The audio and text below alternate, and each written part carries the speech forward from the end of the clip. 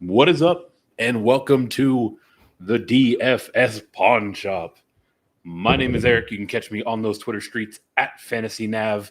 And riding shotgun with me, as always, here on this Week 17, the better half of the Pawn Shop, Mr. Mike Holland. Mike, how is it going tonight?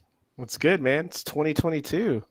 So ringing in the new year, hoping to make some green screens this new year. Only got a couple of slates left here for the regular season, so looking forward to it. That's right. 2022 is here, and it is our year. In my neck of the woods, we are still popping off fireworks. So if you hear some noise in the background, it is fireworks. It might be shells. If I pop off the screen, please send help. But with Week 17, it is maybe the first time ever that Week 17 has felt sort of normal. Obviously, the NFL expanded the schedule to include 18 regular season weeks. So we still have most teams fielding the majority of their roster. At least nobody has locked in their position and is threatening to sit players. And because of Thursday night football taking a week off, we have a gigantic slate in Week 17. We are looking at a 14-gamer. So a lot of options to choose from, a lot of different ways to attack this thing. I guess maybe kicking us off, Mike, can you tell the people out there how a slate of this size kind of changes the overall strategy heading in? Yeah, I think for me, whenever you have a slate this big, I mean, your chalkier guys aren't going to be the 15 to 20%. Got a lot of stuff to navigate here. So really for me, it's kind of picking, which games you really want to attack using maybe a 2x2 or 3x2. And then obviously I do like to attack the games that, some people might not be on. So you can kind of create some fireworks if that game goes over. And I know we got a lot of weather issues. We've got some COVID issues with guys that were supposed to be out are going to be in. It looks happening this week. So I think it's just when you have a slate this large, it's just finding the best value that fits your lineup, and then finding the games that you like to attack. It looks like on this slate we're going to have a couple of them that are going to be semi-popular, and then it's really just trying to find the one or two games that you like that not a lot of people are going to be on, and just seeing if you can make something happen on those. Absolutely. And don't think that it was lost on me that you weaved in a little fireworks drop there here on New Year's Day, always keeping it in the holiday season and keeping it festive around here. So we will head on into the pawn shop for week number 17. And our first stop are the showcase games. These are the premium items that are sitting in that pretty backlit glass case. From a DFS standpoint, this is where you're going to want to spend the majority of your time as well as your money. This is where the core of your builds is likely to come from.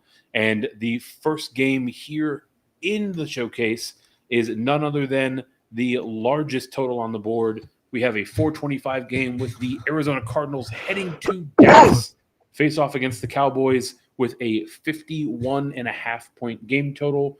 Right now, we have the Cowboys sitting as a 6.5-point favorite. It's actually come up quite a bit. They opened as 2.5-point favorites there at home. So that leaves them with a 29-point implied total, and Arizona at 22.5.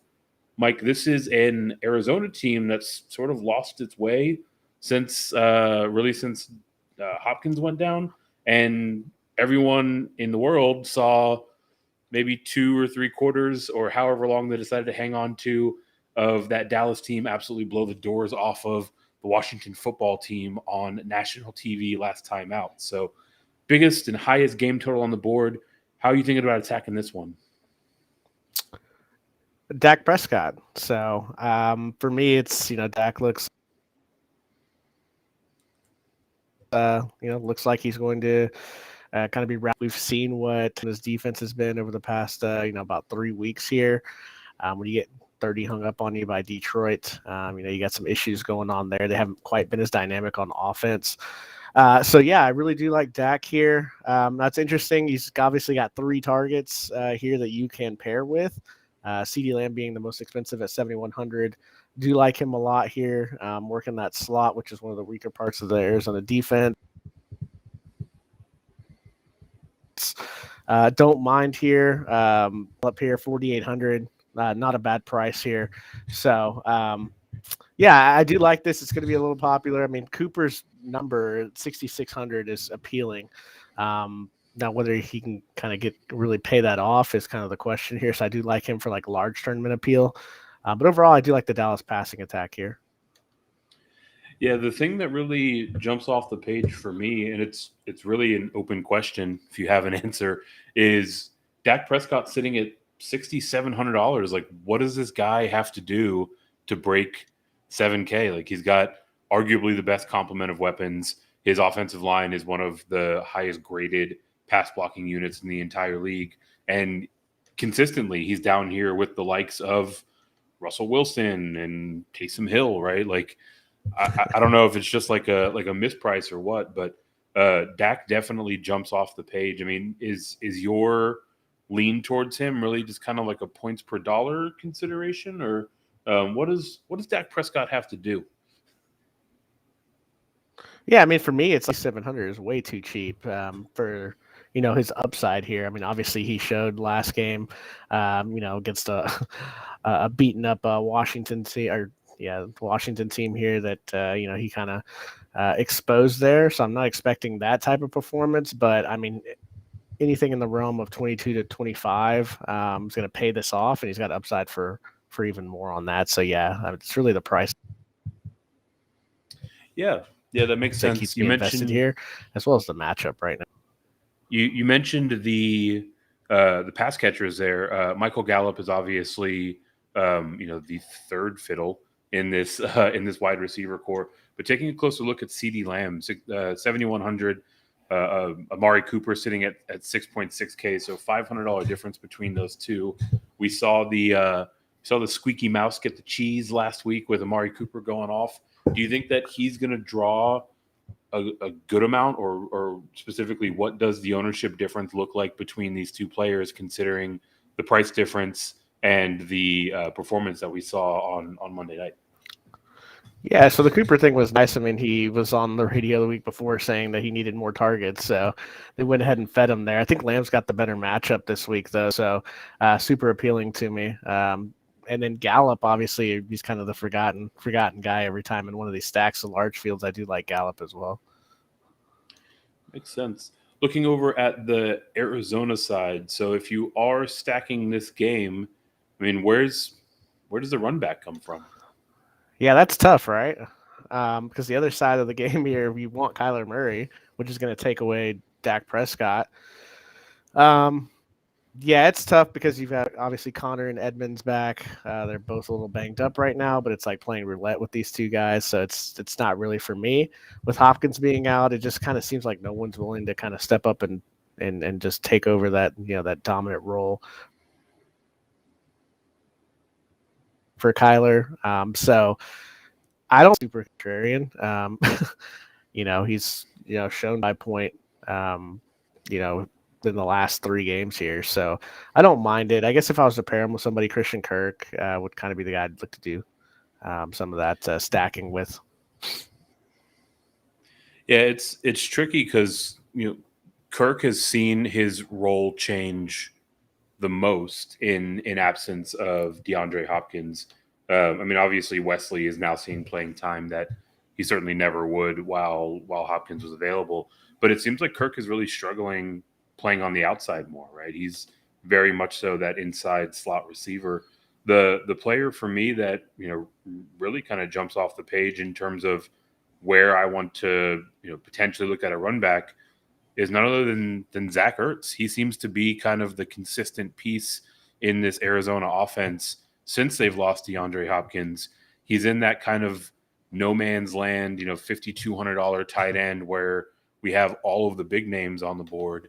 So I think he's going to get a pretty interesting and pretty steady volume in this game and might come in like 5 to 6% owned. What's your read on maybe running back with Ertz? Yeah, Ertz is a little tough this week for me. I mean, the targets have been there. He hasn't paid off the last couple of weeks with that touchdown to really kind of break this price point wide open. Man, it's just really tough because we've been saying it all year. I'd rather pay up for Andrew or go all the way down to the bottom. So he's just right there in kind of no man's land. So I don't mind it. I'm probably not going to have too many shares of Zach Ertz. So it's just really not for me. I'm looking to spend up or just go all the way down to the bottom at tight end. Yeah, absolutely. And that's kind of the tried and true strategy. So if you like Ertz, it sounds like I like him a bit more than you do, but if anyone out there likes Ertz, expect him to come in at relatively low ownership because he is in that kind of middle ground. And the last thing we have to talk about here, Arizona running backs. James Conner, Chase Edmonds, both coming in a little bit dinged up, essentially about the same price, $6,100 for Conner, $5,700 for Edmonds. Any interest there? If you are, how do you determine which of these two to ultimately fire up? I mean, the only reason I have interest is because of a game stack type deal here. I mean, like you want to be able to play the running back. It's just tough to pick which one. For me, I'm just looking at Kirk as a potential run back option in this game. I'm just kind of going to stay away from these two guys. What about you? Yeah, I'm not super keen on getting into the ground game for these Cardinals, at least other than Kyler Murray.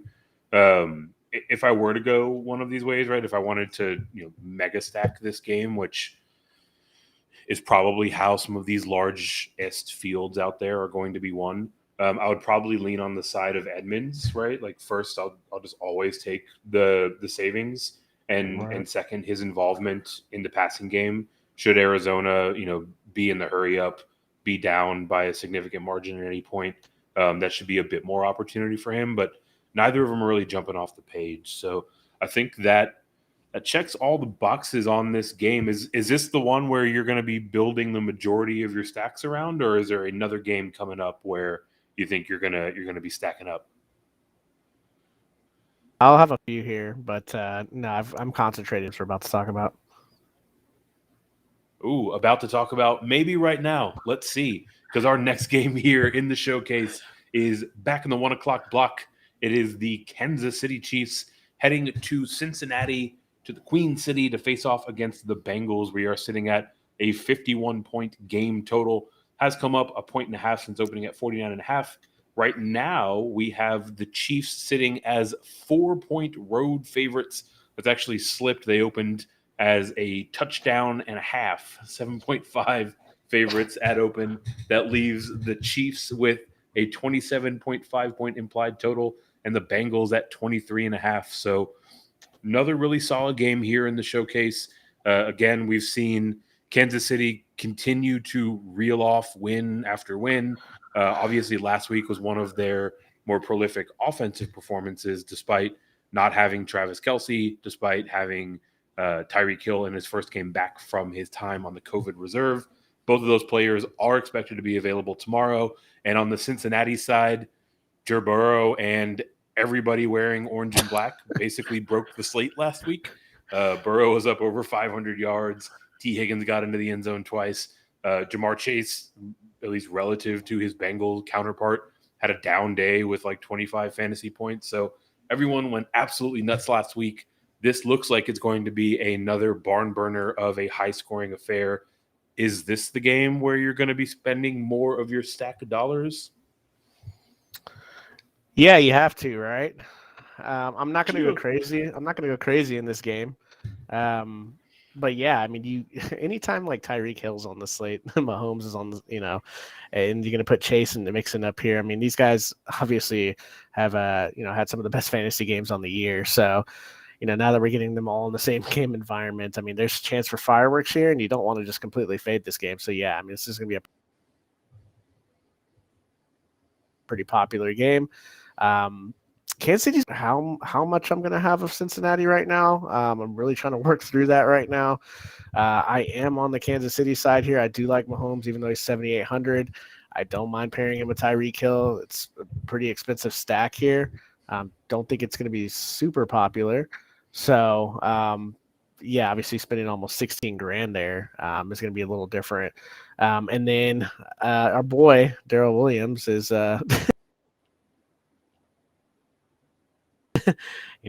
back here at 5,800 with no CEA to here. Yeah, I mean, I think Daryl Williams is probably going to be one of the more popular running backs on the board this week, right? And for me, with good reason, I'm right there with you, right? We saw what he can do over that 4 or 5 week stretch when CEH was on the IR, and now he presumably slots right back into that role where he's very effective on early down. He is a great pass protector. He can not only catch the ball out of the backfield, but he actually runs like some medium depth routes, right? It's not just like the little outlet whenever the downfield options break down. So definitely like getting to Daryl Williams. In terms of the build itself, I'm actually taking a play out of your book. I like getting to the Mahomes and Hill stack, but I actually like going 3 deep on this KC side and pairing them up with Daryl Williams. Is that a little too fancy? Or do you think that might be the move? I'm a fan, man.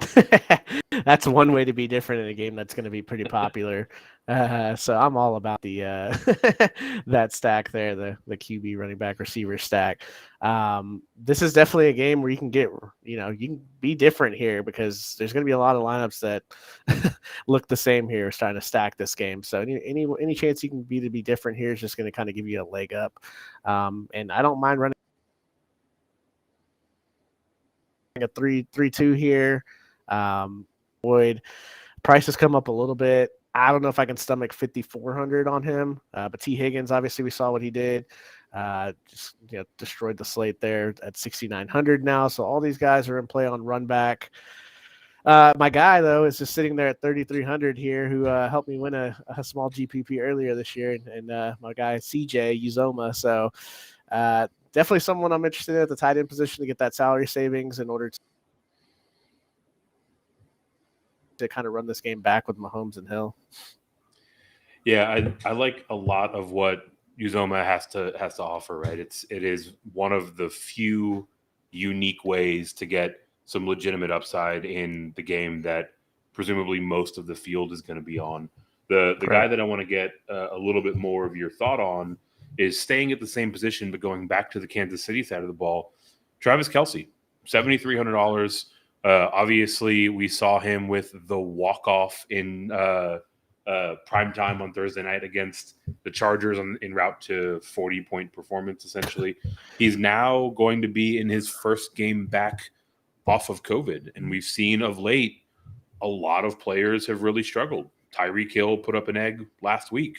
Myles Gaskin, Amari Cooper a few weeks ago, right? Like, what's your degree of confidence in Kelce? Do you think you'll have him anywhere? Underweight, overweight? Man, I got to have a share or two, right? Right. But no, I'm not really on him. This Pringle, did last week. I've always kind of liked him. 4,100. I mean, there's just other ways to kind of get to this game without taking the risk of,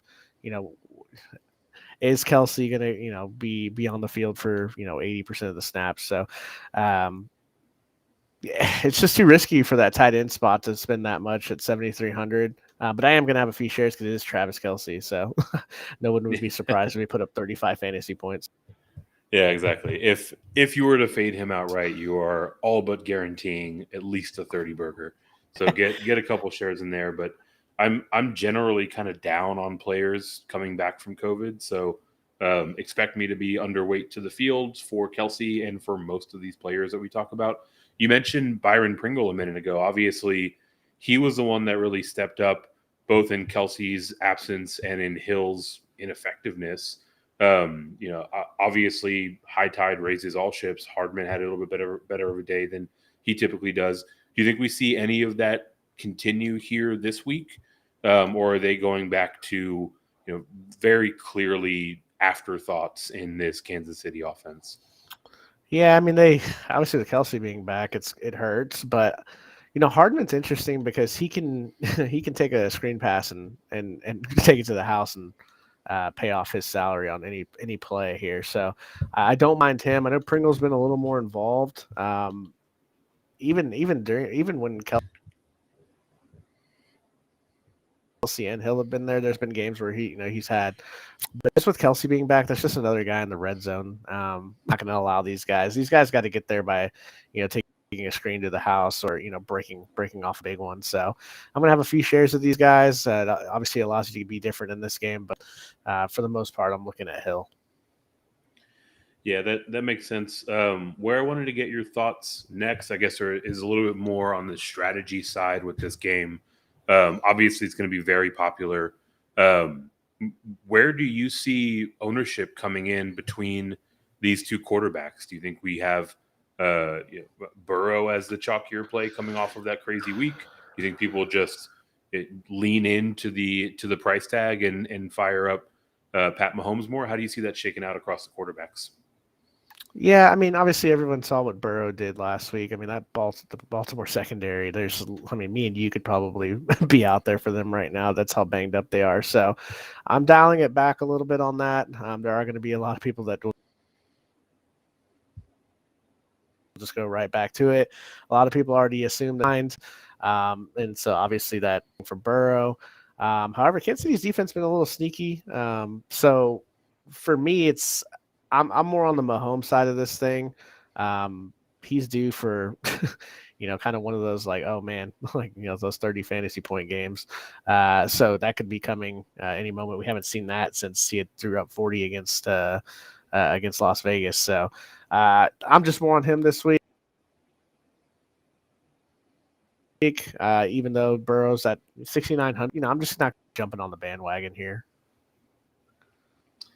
Yeah, it makes sense. I think that we'll see Burrow probably be the more popular option of the two, right? Like, everyone wants to get into this game. Everyone who plays DFS loves them some recency bias. Obviously, people love the haircut, the savings that they can get at the position. The other guy that I wanted to talk about specifically with an eye towards leverage is none other than Joe Mixon. We're looking at a Chiefs offense that's allowing almost 25 DK points a game to opposing running backs. Mixon is in that kind of no man's land from a pricing standpoint. Most people are projecting Kansas City to be behind. I mean, I've got Mixon like sub 5% ownership in a game that everyone's going to be on. Like, that just kind of screams leverage to me. Am I thinking about this the right way, or do you have a different point of view? No, I love the Mixon call here. I think he fits in a bunch of different ways here. So if you're playing Mahomes and Hill, then obviously playing Mixon and one of the receivers is a really good run back here, hoping Cincinnati gets up early. Or if you're playing, a lot of people don't like to play the same running back, same two running backs from the same game here. So I don't mind having a Mahomes with Williams and Hill, and then having Mixon and someone like Uzoma or even a Higgins there. I mean, you can make that work with some of the value. Using Mixon is to kind of, obviously take advantage of, where we're kind of projecting him right now and using it to make my lineups different. So I do like him this week.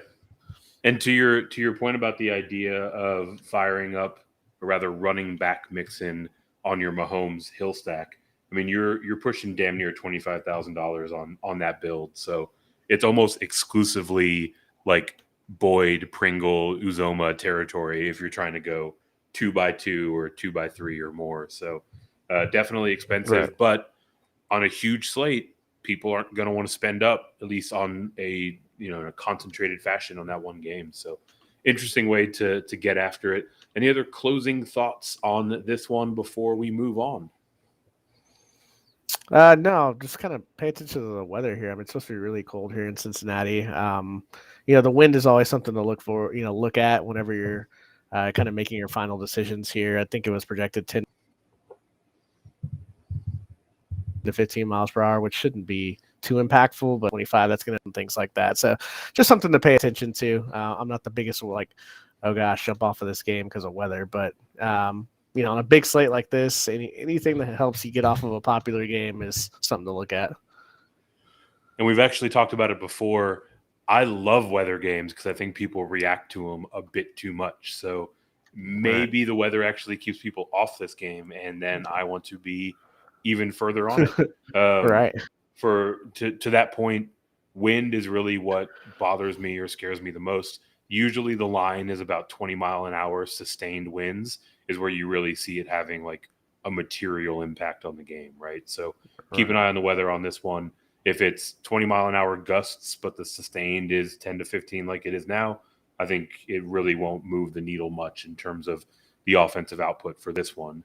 And so with that, we will head to the last game here in our showcase. Stay in the 1 o'clock block. We have the LA Rams heading east to the Baltimore Ravens. We're looking at a 46.5 point implied total. This one has come up a full 4 points since opening at 42.5. Right now we have the Rams as 6-point favorites on the road.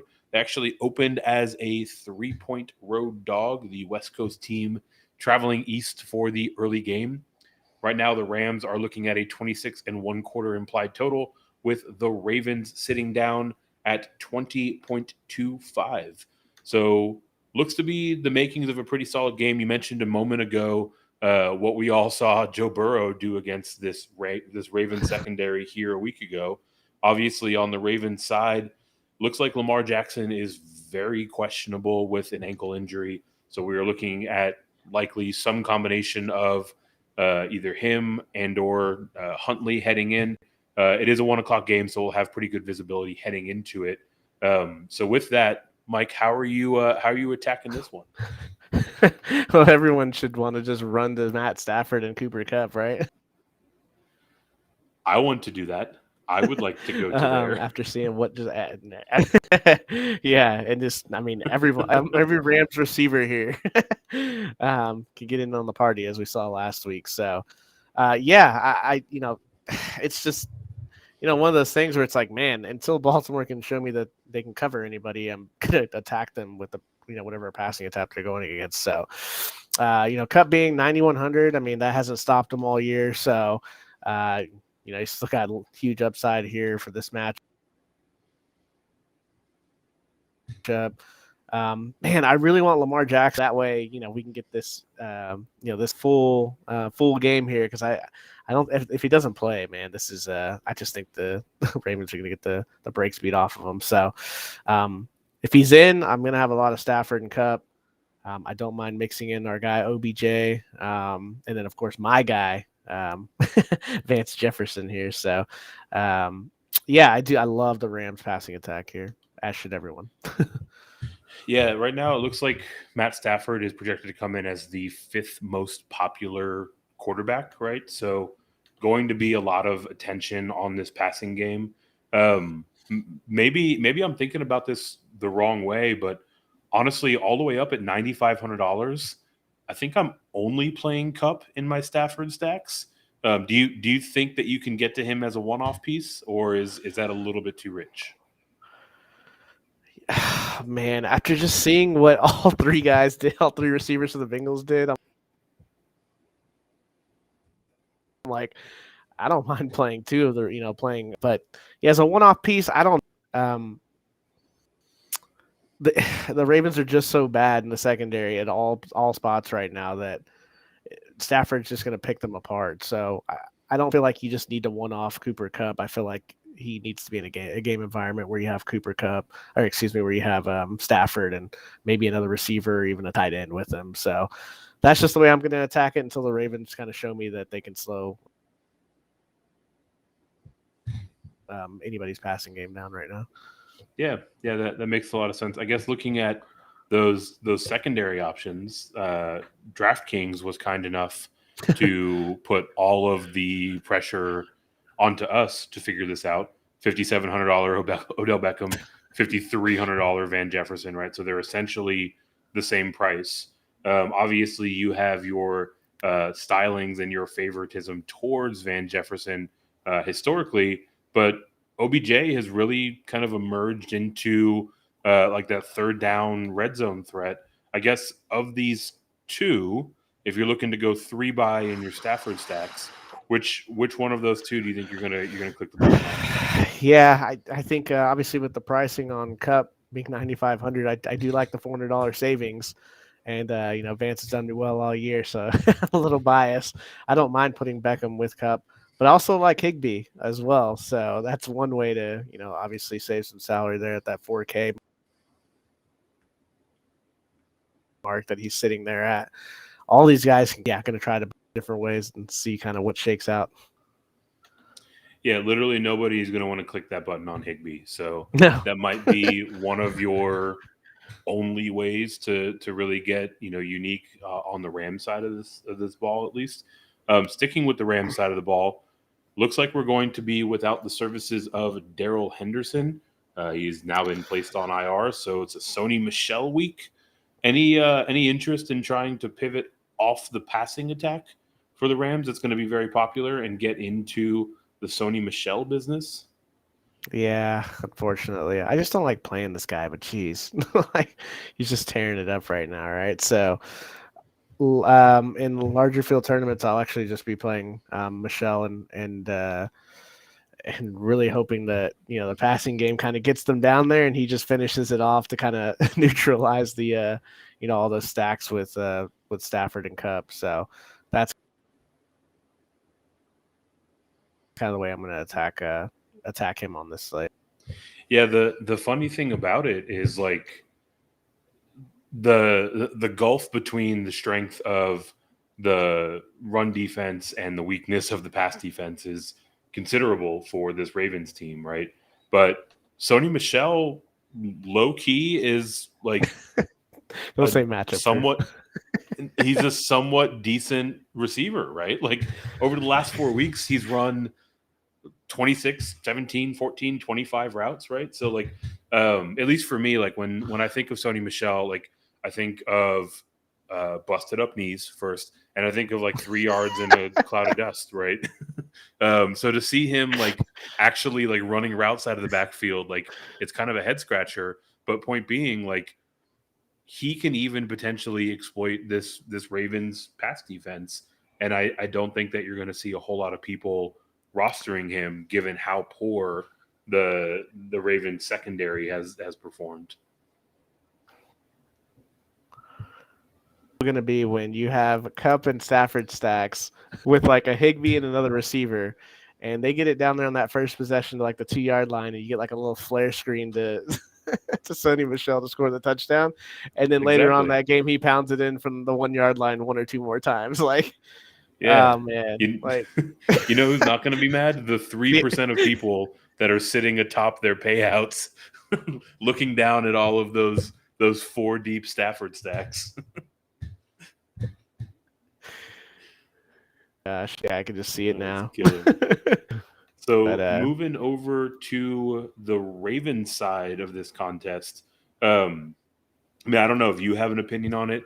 To me, it seems like Lamar's ankle is really banged up, and I would kind of slide him on the more doubtful side of availability for tomorrow morning. Yes, I mean if Lamar's going to be out, that makes me like Michel even more, right? Like, man, like if he's in, man, I'm all over the passing attack as well with some Canary and Michel one-offs, and then if he's out, it makes me want to get on to Michel a little bit more and just kind of be creative with the Ram attack. I'm not a fan of much, when he's out on that Baltimore side. I know that Andrews has had some solid games when he's been out, but man, I don't know. It's just tough because you want to create an environment here that runs it back, and I'm okay, I guess, with Andrews here, but I don't like weird spots to be in. Yeah, I mean, I wouldn't feel as good with the run back options with Huntley as I would with Lamar, obviously. But the thing that I think that will go somewhat underlooked is Huntley only targeted 2 players when he was starting that game against Green Bay. Literally, like across Hollywood Brown and Mark Andrews, I think they got like 94% target share. Mark Andrews had 13 targets. Hollywood Brown had 14. I'm pretty sure Huntley threw the ball like 30 times. So, at least for me, like having such a concentration of target share on the run back side of the offense that I'm going to be stacking up, a team that is, presumably going to be trailing for a good part of the game. I don't think Huntley is a better option for this offense, but I do think it provides some security in terms of where the ball's going to go, right? Right. Yeah, man. I just want Lamar in there so that way we can get a good old shootout in there. But we'll just have to see. I mean, it looks like he's probably is on the more doubtful side. But if Huntley's in there, hey, why not, right? Put him in there with Andrews and Brown, and just put Kupp and Michelle on the other side, and go ahead and wake up the next day and enjoy your $1 million. Yeah, right. I mean, for what it's worth, it looks like most sites are projecting Huntley to be the starter, for the Ravens to not have the services of Lamar Jackson available. Right now, he's projected to come in at about 3% owned. So if he has another ceiling game, you save some money, go get some of the players that are super expensive, and you'll have a unique build that will lead you to $1 million per Mike Holland. Yes, please send it PayPal at MC Holland 30. Yeah, right. Don't forget to at least at your boy whenever you wake up to $1 million. Anything else you want to hit on this game, Mike? Let's get away from this thing before we talk ourselves into a 3x3. Yeah. Concludes our time here in the showcase. So that means we are heading down to the sales rack. These are obviously not the highest ticket items. These are not the most desirable items in the pawn shop, but you always have to take a spin through it, because if you spend a little time over there, you can almost certainly find something that you're going to be pretty happy with. And the first game we want to talk about here in the sales rack sticks in the 1:00 hour. We have the Tampa Bay Buccaneers heading to the New York Jets. We've got a 45.5-point game total. The Bucs are huge favorites. They are 13-point road favorites. That gives them an implied total of 29.25, and the Jets are one of the lowest implied totals on the board, all the way down at 16.25. Obviously, Tom Brady has made a career of absolutely smearing the Jets' face in the mud. Do you think that continues this week, or do you think they kind of take their foot off the gas in what should be a pretty comfortable win? Yeah, this should be a comfortable win here, and I'm only interested in two players in this game. And unfortunately, I don't want to be interested in one of these guys, but you have to be in Ronald Jones. 6,300. He's going to get a bunch of carries, and what he does. God, he's just, I don't know, man. Like, it's just a really tough roster, especially at this price point. But the opportunity is going to be there. I could see him squeaking in a couple of touchdowns. So always in play, obviously, whenever you have that type of ceiling. And then, just going to depend here on Antonio Brown. I mean, we saw 15 targets last game. It seems like with Evans and Godwin out, Brady was just basically peppering him, and had that. Essentially, Brady turned into Huntley. Yeah, those are the two that I'm interested. And there's, I mean, on the Jets side, it's just so gross. I'm just no. I wish the Buccaneers defense was cheaper. Yeah, I mean, look, there's not a whole lot to like on the Jets side. Antonio Brown, at least as currently projected, is probably going to be the chalkiest wide receiver on the board. Do you just eat that chalk and know that he is going to be peppered once more? Do you think maybe news on the availability of Mike Evans returning from the COVID list potentially has you either off of or underweight on Antonio Brown? Not really. I mean, gosh, with him coming off COVID list and the hamstring issue, it's just like, man, that's Mike Evans for you, right? This is our season-long dynasty here, so this is pretty much an every-year thing. So for me, it's really just going to be Brown and Jones. That makes sense. At least, I mean, I get that everything is lining up perfectly for Ronald Jones. I just don't know if I can actually bring myself to click that button, right? Like the second that you do, Keyshawn Vaughn all of a sudden is going to cape up. Le'Veon Bell is going to think that it's, 2017 again.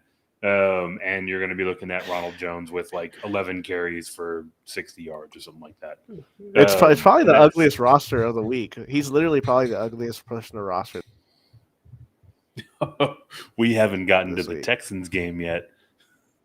Oh, God. Stop it. Yeah, to kind of round this one out, the Buccaneers defense is in an absolute smash spot. I'm not going to spend $4,500 on a defense, like ever, especially with 13 other games to choose from, right? Like you can do so much more for your dollars. But I'm totally with you, right? Like I absolutely think that Antonio Brown is chalk that is yeah, exactly. I think Antonio Brown is chalk that is worth eating. I'm intrigued by Gronk, right? Like he's a few rungs down from kind of that top tier of the most expensive tight ends. He's coming off of a dud game, so literally no one is going to be on him, right? Like people are already going to feel bad enough about firing up passing game options against this Jets team. So if you're looking to, throw a dart in a 150 max, I think being a couple points over the field on Rob Gronkowski against the 28th ranked defense against tight ends might be kind of an interesting angle. You know how that works, though, man. You roster Gronkowski, you get him at 2% and Braid scores. You don't roster Gronkowski and he scores 3 touchdowns. Precisely. Oh, why do we even play this game? I'll just let someone else deal with that tomorrow. So we will. Should we move on? Also, let someone else deal with this specific game, and we will carry on to the next one. We are sliding back to the 4:00 window, a 4:05 kickoff as the Denver Broncos head to Los Angeles to face off against the Chargers. 45-point game total. This one has held steady since open. We have the Chargers sitting as 7.5-point home favorites. Gives them an implied total of 26.25.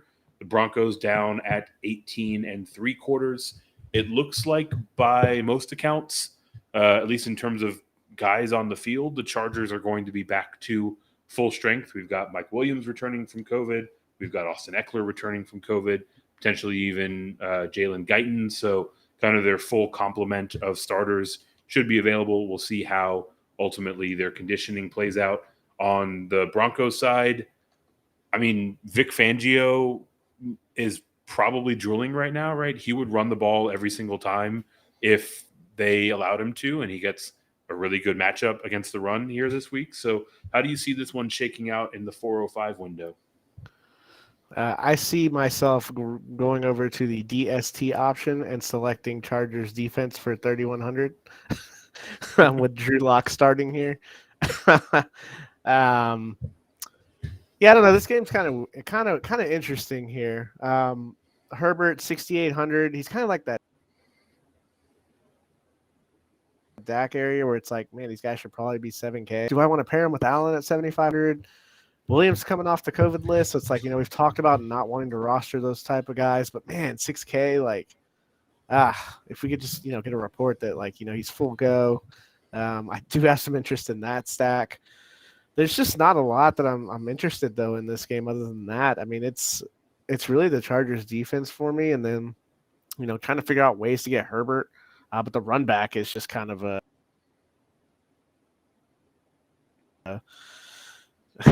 I don't want to say messy, kind of what his passing options are right now. Obviously we got the questionable tags on Williams and Gordon. So it's like, man, kind of one of those games where I'm just looking at the defense and, maybe taking a little mini stack here. So with that, I mean, there's typically positive correlation between a defense and its running back. Austin Eckler is one of those players that's coming back off of the COVID reserve. Second most expensive player on the board, $8,200 this Broncos run defense is at least above average, right? Do you think you're going to be able to get to and trust Austin Eckler, or is this just like all the red flags and you're going somewhere else? Yeah, I mean, God, that price tag, man. If he was at 72 to 7,500, I'd be a little more interested. But Like man, Joe Mixon? 8,200. Exactly. But 8,200, it's like that's just ugly right there. I mean, I'm like, man, I'd rather just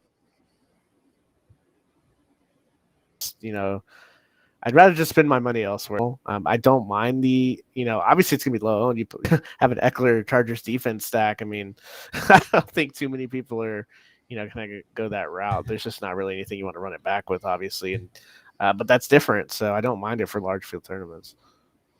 So I'm gonna pin you down to an answer No. here. I don't want to hear that you're gonna be underweight or you'll have them in a couple of rosters. This literally couldn't be a better situation for the Broncos ground game. We saw them having Rex Burkhead looking like Saquon Barkley, the rookie Saquon Barkley, last week against the Texans. One, if not both of these running backs is going to pop off. Which one are you telling me to roster? Oh man, Javonte Williams, man, because we know exactly what's going to happen. He's just a better player, man. Like, yeah, how to play. I mean, the ground game is there for the taking. With both of these guys potentially being a little bit limited and just the ineffectiveness of of Drew Lock, I don't know if they're going to want to stay in that too high, and might drag a safety down because they know that Drew Lock's not a threat that some of the other quarterbacks they face in that division. So, yeah, I mean, if I had to pick between the two, it's Williams. I'm not picking between either though. Yeah, I mean, I don't know why this Broncos team is still splitting carries between Williams and Gordon. Gordon's looked all right? Like if I'm talking about my last entry in a 150 max and the mini max out there, it's gonna have Melvin Gordon in it. He had less than a point last week. He's gonna be not even single digits owned. He's going to be fractional digits owned, 0.85. You're looking for that week 1, week 8, week 14. Exactly. He's done it 3 times this season. He's done it 3 times this season. And he's going to be less than 1% owned. Obviously, we think about it differently, but point being, last guy in, you're trying to get contrarian in a spot that can still bring some decent return. I like both of these running backs, but of the two, I'll lean on the side of youth and talent, and that is Javonte Williams. So I am there with you. Anything else to call out in this game? Any love for Fant or for Cook on the tight end side? I'm done with them. As you should be. And so we will carry on our next game back to the 1:00 window. We have a divisional matchup with the Philadelphia Eagles heading down the road to the Washington football team. Another one that has held steady at 44.5 points after opening at that number. Right now we have the Eagles as 4.5 point road favorites, giving them an implied total of 24.5, with the Washington football team all the way down at 20 points even. Obviously, we saw this Washington football team, get their doors blown off on primetime. We saw their defensive line literally getting into fights. I don't know how that dude kept his stuff together, because if someone is going to 2-finger push me on the head, we're going to have bigger problems than what we saw there on the sideline. But I digress. Philadelphia is obviously looking to fight their way back into a wild card spot here. These divisional matchups always tend to be pretty close overall. So any pieces from this game that you're looking to fit in this week, Mike? Oh man, Jalen Hurts. Why last week when I had some Broncos one-offs did you have to do me like that? Yeah, I mean, we saw what Dak just did. I mean, geez, the rushing upside, cash game lock, right? Just so tough to stack them. I tried it with Goddard, and of course, what happened last week? Complete dud. So I do like it. I do like the Hurts Goddard here. Smith's price 6,300. Devonta Smith. I mean, that's a little much for me. I know he put up 19 last game on 80 yards and a touchdown, but man, just with the ability for Hurts to run the ball, just gonna be looking at the Philadelphia side here with Hurts. Not much else on the other side. I think the whole Heineke thing over yet? Is this can we kind of move on from that this year? But he plays recklessly and he wears number 4. He's like Brett Favre. It's like, good Lord, man. Like, geez, finally. It's like, just get this guy out of here. Oh man. So sticking with the Philadelphia side. Hey, one thing that I am happy about is Miles Sanders. Makes it easy, right? Maybe. So we'll stick with the pass game here for at least a second. I don't know how cute you're trying to get on this game in particular.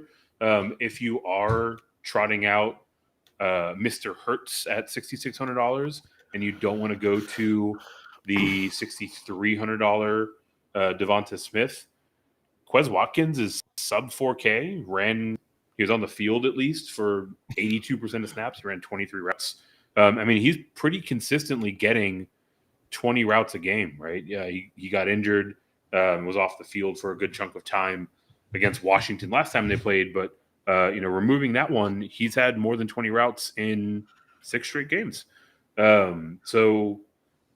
I don't think you really need to get super contrarian on this game, but if you're looking for a little bit of salary relief and someone that's still in that smash spot, I kind of like Quez Watkins here. Tell me I'm crazy. Say I shouldn't do this, please. No, because I'm even crazier. I'm crazier. I'm actually scrolling past and trying to find Jalen Reagor down here at the very bottom. Yeah, these guys are on the field. They don't do much. It's like, can they just pop one off? They pop one off at these price points. It's like, man, Reagor did it in week 1. Like, can you give me 16? Just give me one long touchdown here. 3,300. But that's large field stuff. I'm not going to have much of it, but I am going to have one where I'm stacking Reagor with him in a large field tournament. Just in case, take down that mini max. Exactly, man. I'm definitely not spending any more than $3 on that stuff. Yeah, right. So you mentioned some of the good news. I tend to agree because you and I both have been kind of snake bit by this Philadelphia rushing game. We are going to be without Miles Sanders. Looks like Boston Scott is gearing up to lead this backfield as Jordan Howard is working his way back from a stinger. At least for me, like, it's kind of weird to see a player like miss like a lot of time with a stinger, but Jordan Howard actually missed several weeks in the earlier part of his career with a stinger. If we have Boston Scott at $4,900, is that something you're interested in, or is that the definition of bad chalk in your mind? Like, no, I don't. I'm not doing it. And when it burns me, I don't care. Like, I'm tired of the Eagles running back situation. Just over it. So yeah, whatever. If somebody wins a lot of money because they want to roster Boston Scott, then you know what? It's college basketball season's right. Is here, and I'm good to go. So with that, we'll be here next Saturday night talking about knitting. So taking a look at, he's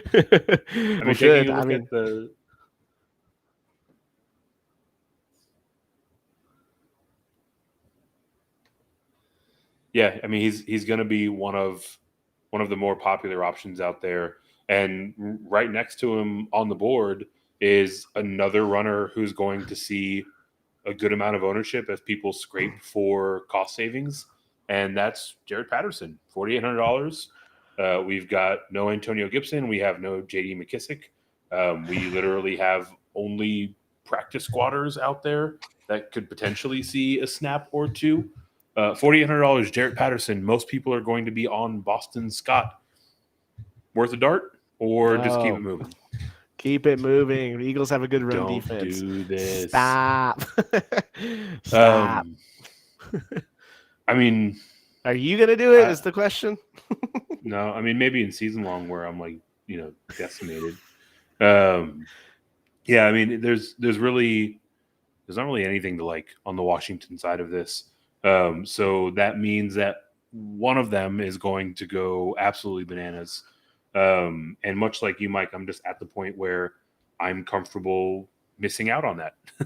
And if that's how you win $1 million, I will not win $1 million this week. And I've come to peace with that. So with that, we can keep it moving unless there's anything else you want to highlight from this game. Nope, that's it.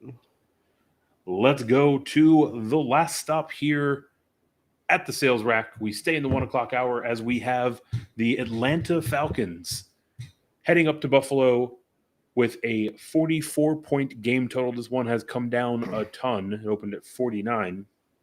Right now we have the Bills as 14.5-point favorites there at home. They're a 29.25 team total, with the Falcons as actually the lowest number on the board, all the way down at 14.75.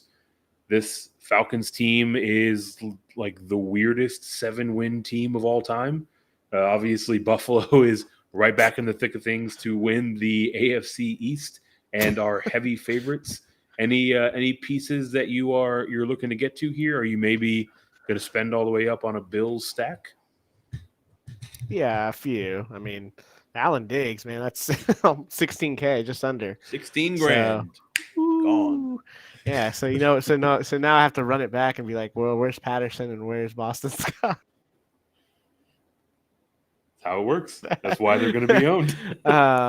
But no, yeah, I'll figure it out without getting those other guys in. But yeah, I've got a little bit of interest in that. I feel like Allen's going to be popular. Obviously, safe floor should be able to tear up these Falcons here. No interest really on the Atlanta side. I mean, our boy Cordero Patterson, like, man. Bing 69. Bong. 6,900. I just know, some of the, secondary targets that we kind of talk about, just different here. You got, Davis and Beasley, with Sanders questionable, we can get kind of creative here. I don't really like the running game for Buffalo, just because of Josh Allen and also just the way it's looked. So for the most part, I'm going to be sticking with Allen, just pair him with some of his guys here. Yeah, I tend to agree that Allen is going to be fairly popular right now. I've got him coming in about 8.5% owned. It's the fourth most popular QB on the board. Ultimately, I don't know if I'm going to get to a 16K stack with Diggs. Another very popular option, presumably, is one that I tend to like a lot as well. And that is the all of a sudden feature back for these Buffalo Bills, Devin Singletary. $5,400. Dude's getting like almost 90% of snaps. His opportunity rate has gone through the roof. He was always a very effective pass catcher. He was one of those players that had the ability to break a tackle or two and get some chunk yardage in a game against Atlanta that is hemorrhaging fantasy points to opposing running backs, and where the Bills, or at least according to Vegas, are at least 2 touchdown favorites, and are still on track to score, four times themselves individually. It kind of feels like it's all setting up to come up Singletary. I'm going to have a lot of him. Am I going to lose some money this weekend? Yeah, I mean, 5,400. It's a nice price tag. He's getting the goal line work here. Man, it's just tough to roster Devin Singletary, right? maybe I'm just been beaten down by Miles Sanders for half the year that he just looks like Miles Sanders in a Buffalo Bills uniform. So,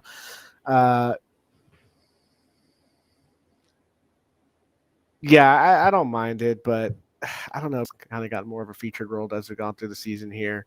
So yeah, I'm not fading him. I'm not going to go crazy, but I'm just much more concentrated because Allen's always there too to kind of take away that rushing touchdown as well. So yeah, I mean the implied total's there though. So I'm actually more of a fan of playing Allen, Singletary, and Diggs together more than I would separating them. So if you're going to take advantage, take full advantage.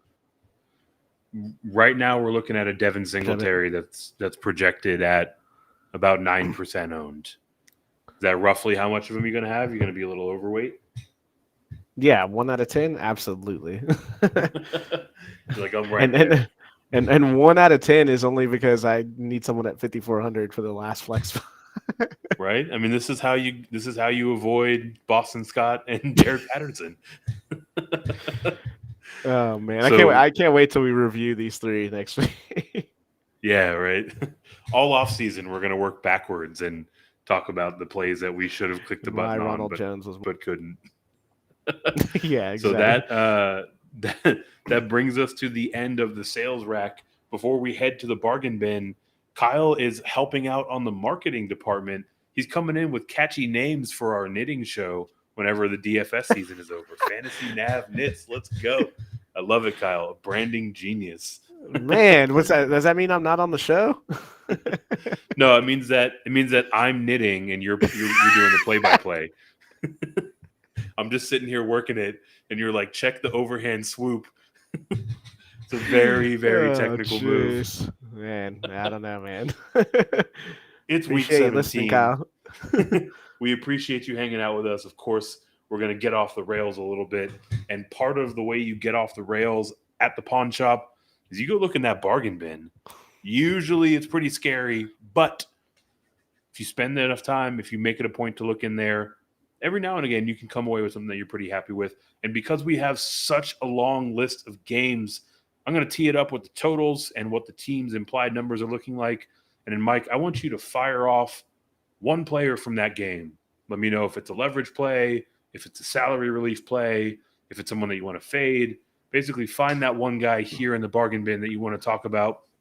And because they are near and dear to my heart, we will start with the Houston Texans heading over to San Francisco at a 4:05 game. We are looking at a 44-point implied total. The Texans are 12.5-point dogs. So that means that the San Francisco 49ers are looking at 28 1/4 point, and the Houston Texans all the way down at 15 3/4 themselves. Who's your one guy from this game, Mike? Who's going to roster him? No one. No one's going to roster Kittle is probably a fair assumption, right? All of the big names are on the board. Definitely like the leverage that you get there. I mean, the Texans are absolutely hemorrhaging points to the tight end week in and week out. The guy that I want to get your opinion on, I want to know if you know where I'm going. I'm going down to punt territory. I'm looking at none other than Brevin Jordan at $2,800. I need relief. I need salary relief. Brevin Jordan is running routes, right? Like they're seeing what the rookie can do for them over the last 4 weeks. As far as sub 3K plays go, I mean, you can do a lot worse. Yeah, you could do way worse, man. I loved him in college at Miami. Yeah, I mean, 2,800. I mean, I'm all about either going way up to Kittle or going way down, and Brevin Jordan kind of fits that bill here. We saw him score a few weeks ago. There, I was like, oh man, you look up and he's got, double-digit fantasy points. You could do no worse at 2,800, especially if you want to fit in all these other guys that we've been talking about, the KC guys, the Bengals, the Rams. So I definitely don't mind it. I mean, that's my thought, right? Like, obviously, I'm a homer. I want to get onto these Texans because I'm a glutton for punishment. But also, like we need savings in a big way if we're going to fire up the guys that we're talking about. So definitely like going to Brevin Jordan.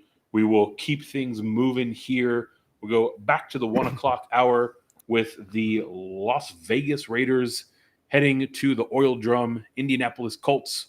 1 o'clock game, 45.5 point implied total, game total, I should say. The Colts are pretty significant favorites, 8-point home favorites against those Raiders, giving them a 26.75 implied total. The Raiders, are under 20 points, 18 points and 3/4 themselves. What are you looking at with this game, Mike? You looking at leverage? You looking at a punt? What do you like from it? Yeah, I like Pittman here. With the news that Wentz looking like he's going to get cleared to play here. I mean, we just saw Pittman get 12 targets. He hasn't paid off a touchdown in 5-6 weeks. But he's got some games where he's hovering around that 16, 17, 17. He pays it off with a touchdown. Now you're in the 20s. We've seen him with 30-point ceiling.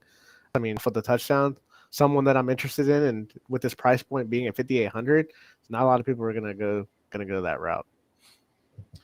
Yeah, definitely some nice savings there, right? Like he's not one of these ultra cheap guys, but you look at Pittman and he is the center point of this passing game, at least, right? So he's going to get plenty of opportunity. Almost all of the ownership on this game, probably 90% of it, is going to fall onto Jonathan Taylor, right? Like nobody else is going to be owned. Obviously, nobody wants really any Raiders outside of maybe Hunter Renfrow or your good boy Foster. So yeah, I mean, really interesting way to get a little different in a game that isn't the worst total on the board, right? 45.5 points. The Colts themselves are almost looking at scoring 4 touchdowns according to this implied total. So definitely like that. You're going to be kind of alone from the field on firing that up with a guy that is a little bit too cheap and is going to see a ton of volume. So we will keep things moving. We'll stay in the 1 o'clock hour. We have the Jacksonville Jaguars heading to Foxborough. 1 o'clock game to face off against the Patriots. This game total is down to 42 after opening at 43.5. Patriots are huge favorites, 16.5 point favorite, giving them a 29.25 implied total. The Jaguars all the way down at less than 13 points implied total, 27.75.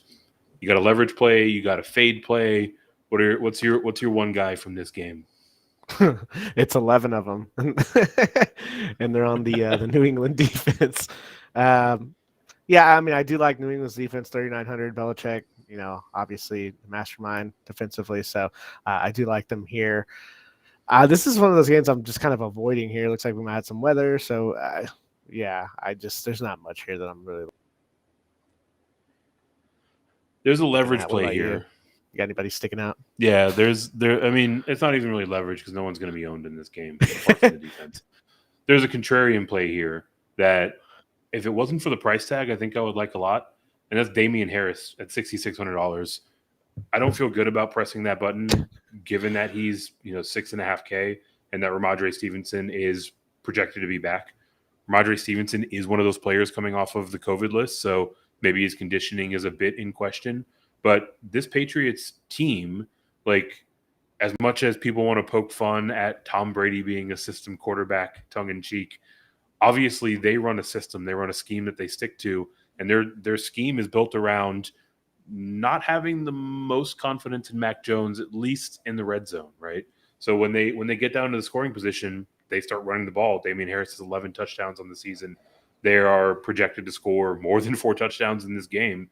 If Ramondre Stevenson is, anywhere less than 100%, I could see Damian Harris getting a crazy workload again and having a really good shot to getting into the box, and he will be sub 5%, probably sub 3% owned given his price tag. So that's where I'm trying to get a little contrarian with this game. Except when 3 of those touchdowns come from the defense. Right? They're still going to run it. Yeah, I mean, look, the nature of contrarian plays, right? There's risk baked in. So obviously there are a few ways that this one can bust. And speaking of busts, we head back to the 425 window, the afternoon block. We've got the Detroit Glitter Kitties Heading to Seattle to face off against the Seahawks, we have a 41.5-point game total. The Seahawks are favored by 7.5. That gives them a 24.5 implied total for their team, with the Lions down at 17 points. Mike, who is your one guy from this game? DK. Let's get the most expensive guy in this game. Let's go. Firing it up. I had a ton of DK last week, and he immediately caught that touchdown against the Bears, and I was like, he's back. And then he caught like one more ball for the rest of the game. I was like, why do I do this to myself? Yeah, exactly. So go ahead and you'll have that exact same feeling this week. Yeah. No, I mean, it's definitely a leverage spot. I mean, he's not going to be owned here. I think it's a good matchup here. And hey, I mean, outside of that, whatever that was in Chicago, I mean, 12 targets against the Redskins. So seems like Wilson's looking his way a little bit more here. Just really got to turn that volume and the touchdown together here to really pop the salary off. But we've seen what he's been able to do in the past. So I know that I said one guy from this game, but I do think there's a couple of things worth talking about here. And for me, they're kind of related. I really love the idea of a 6K DeAndre Swift against this Seattle run defense in a game where Dan Campbell says that they're going to showcase Swift, right? He is back. They want to see what he can do. For as much as I've been burned by coach speak before, I think Dan Campbell plays it pretty straight up, right? Like, I haven't seen him out in the media saying things and then doing something else, right? Like, right. That's why they keep losing. Yeah, I mean, look, I'm not talking about who's going to win this game. I'm talking about what he said he's going to do with his super dynamic running back that should be like a $7,500 player. It's like you just all the way down to 6K. I'm just saying you're telling the other team what you're gonna do, so that way they can scheme against stopping what you're gonna do, because he does exactly what he says he's gonna do. So. Right, and this is how you win like 1.5 games a year. Yeah, no, but on the real, I mean, 6K, yeah. We've seen the Seahawks defense, run defense this year. It's not been great. He does get he's interesting. The price, yeah, it's nice, 6K. I wish it was a little bit cheaper. I could stomach it a little bit more, but if you're going to be paying up for some of these more expensive stacks, I mean, finding that extra cash with the 6K running back is definitely going to help. I don't know. I'm kind of using this game as more of a leverage spot, though. So I just, DK Metcalf to me just kind of sticks out. He does. The other guy really have a blow up game. The other guy I want to talk about here is another 6K player for the Detroit Lions, and that is Amon-Ra St. Brown. He is wide receiver 4 in PPR scoring over the last 4 weeks. He's been getting absolutely peppered with targets, 11 in each of his last 2, 12 in the 2 before that, sort of regardless of whether it is Boyle or Goff in there. Literally all of fantasy Twitter is abuzz with Amon-Ra St. Brown love, and I think this is an absolute trap. I think we see DeAndre Swift come back and half of those targets go his way. Are you looking at it through a similar lens, or do you have a bit more of a bullish outlook on Amon-Ra keeping it going? I'm looking at it from a perspective of a man that was burned for the first 3 weeks of the season. You go back and you look at that 4 fantasy points, it just sticks out. 4 fantasy points, 1.2. That's what I'm looking at. Now, I mean, really talented and kind of underutilized for most of the year. I really expected this to kind of happen earlier in the year, but I guess our guy Dan Campbell wasn't wasn't talking about using him. So the price point, 6K, it's tough. Of the two, I'd rather roster Swift because he's going to get obviously the running game work, and then he's going to get the passing game work here. So yeah, for me, I'd rather the side. Yeah, it makes a lot of sense. I'm fading St. Brown largely to do with the return of DeAndre Swift. But either way, I don't think that we should be trying to get into this game a whole lot other than one-off pieces. So we will keep it moving. We will bounce back to the early window with the Miami Dolphins heading to Tennessee, face off against the Titans. This is a 40-point game total. Right now, the Titans are 3-point home favorites. It gives them a 21.5-point implied total, with the Dolphins sitting at 18.5. Who's your one guy from this game, Mike? You looking for someone to fade? You looking for a little bit of salary relief? How you piecing this one together? I mean, Jalen Waddle, right? Like, God, I mean, you get so much volume here. Who's been great, but I'm looking at my guy, man. Like, what's going on with my guy here with Parker having zero targets here? Definitely, we get that $1,500 things here. I don't know, man. Maybe I've just gone to the well so many times and haven't been paid that I feel like I'm pot committed at this point. But definitely Waddle is someone that going to be using a lot of. Yeah, I mean, you gotta love the volume that Waddle's seeing. A little bit of inside baseball. Mike is poking at me for the zero that Devontae Parker gave me in our dynasty league en route to losing and giving up a 40-point lead in a 16-team standard scoring. So I'm obviously a little bit burned by Devontae Parker, but even with that, I am a professional and I will look past it. I think Devontae Parker sitting at $5,200. If you remove last week, he's averaging 8 targets per game that he's played in. So should see a bit of volume. This Titans secondary is obviously crap.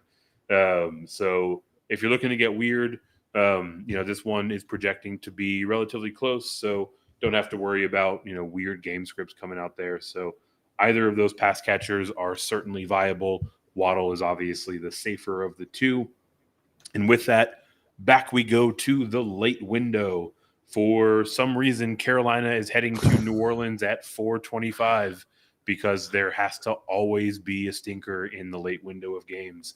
This is a 37.5-point implied game total, The Saints are returning Taysom Hill, and they are 6.5-point home favorites. Gives them a 22-point implied total, with Carolina all the way down at 15.5. Who's that guy? Really? I mean, Taysom Hill, right? Like 6K. I mean, I know he's coming off COVID here. But golly, man, like the guy has shown obviously upside in the past here. So, I guess. I mean, I'm not touching this game, but maybe I should have some Taysom Hill naked.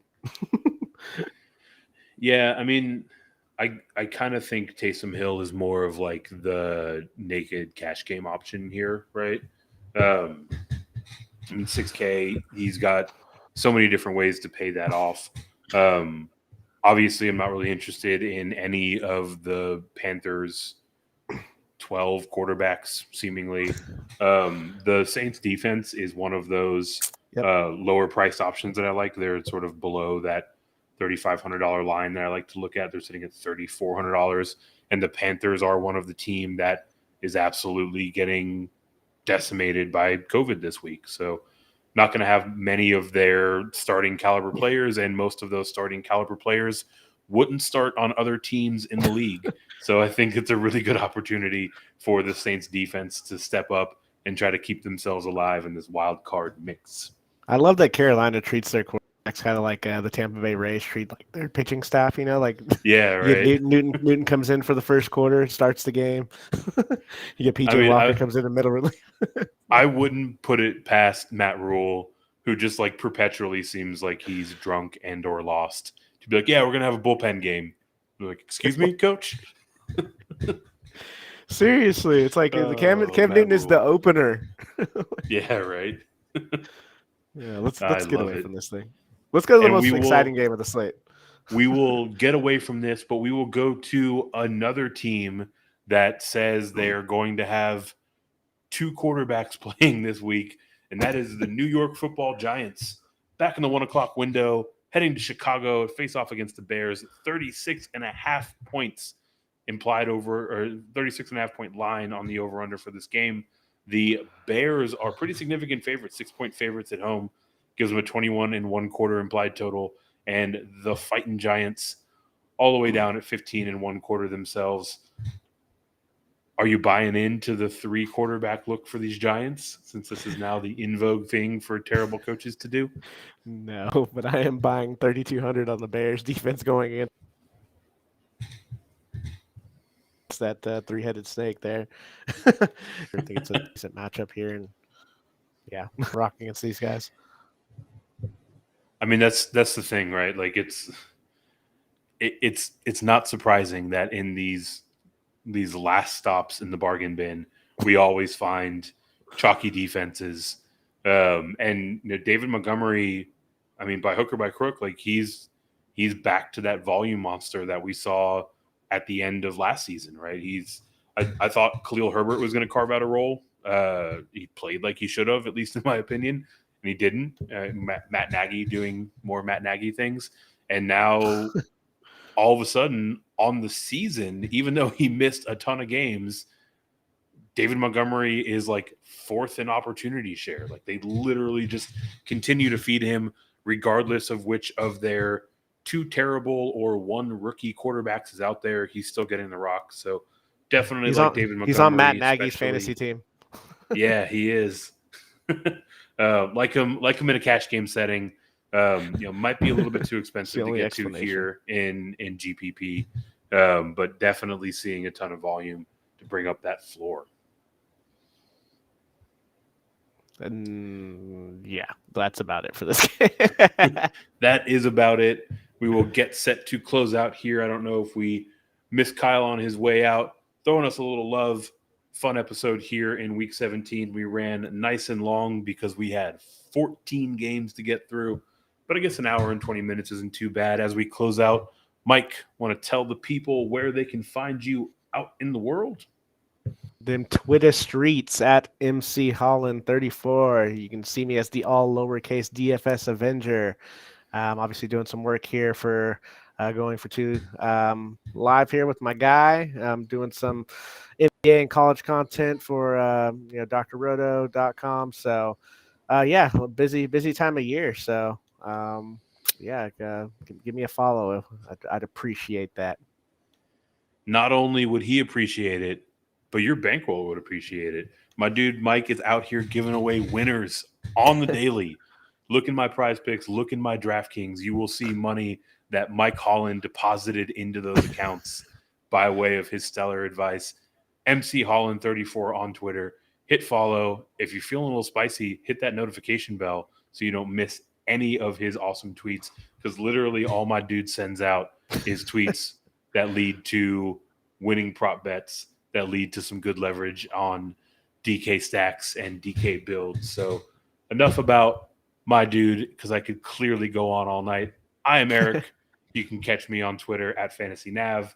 I am in too many places to list off here because we are nearly at an hour and a half on this show.